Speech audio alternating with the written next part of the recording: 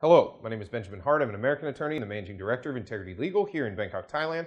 As the title of this video suggests, we're going to be discussing specifically one-year multi-entry non-immigrant B visas issued from the Thai consulate in Penang. Why specifically do we talk about Penang? Well, it's a consulate that's relatively near to the Kingdom of Thailand geographically. It's especially near geographically to Phuket. And Phuket sees a lot of folks basically make their visa run down to Penang because it's fairly close to do that. And in fact, I think it's drivable. So folks often will even take like bus tours, go down to Penang and run back up. But flying is often the case with respect to those coming out of Bangkok. In the past, Penang was kind of a nice consulate insofar as it would generally issue one-year multi-entry B visas to those who had long-term work permits.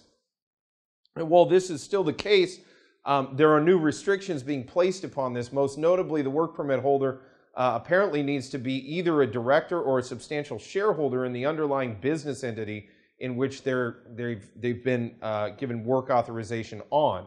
So while small business owners will probably be able to still avail themselves of the multiple entry business visa application in Penang, those folks who are simply working for an enterprise here in the kingdom may not be able to use Penang to go ahead and get a multi-entry B visa.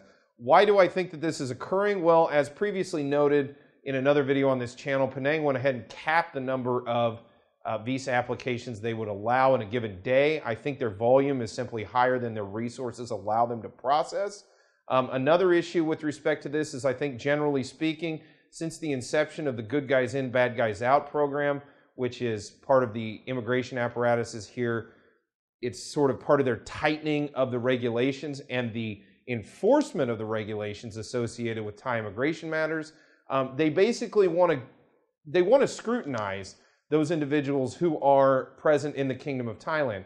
And quite frankly, there's not a lot of oversight associated with multi-entry B visas. The individual who has a multi-entry is only let in, will only be able to use the multi-entry for a period of 1 year, but upon each entry, they're granted 90 days of status. And it effectively allows for a so-called border run. The individual can run to a border, go over the border, come back in and get another 90 days. And this has happened with relative regularity pretty much for the last decade, if not more.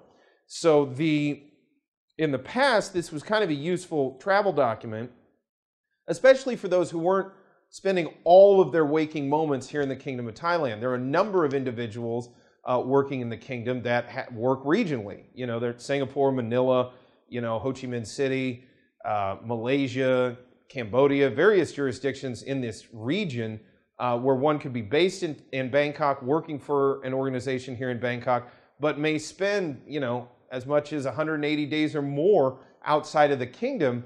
The multi-entry visa was a nice fit for those kind of folks because generally speaking, they weren't in the kingdom for longer than 90 days at a stretch, and it provided, you know, that benefit of not having to deal directly with Chang Wat Immigration Office if based in Bangkok, or dealing with a visa extension if based in Thailand, sort of Greater Thailand.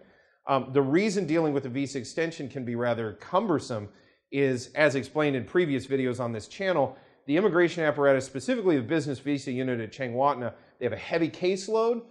They have a mandate to heavily scrutinize applications associated with a B visa extension, and they are very serious about executing that mandate.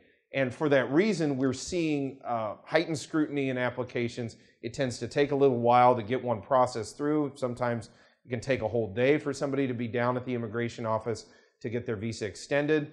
And for this reason, you know, some folks opted to just run down to Penang and go ahead and deal with a multi-entry visa.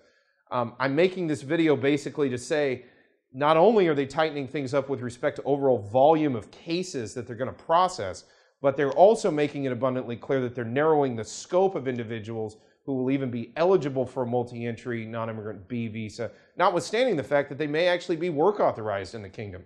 So the thing to take away from this video is it may be wise to ascertain one's actual position with respect to the new regulations regarding issuance of multi-entry B visas in Penang before paying for and undertaking a trip down to Penang in order to perhaps save some time and resources.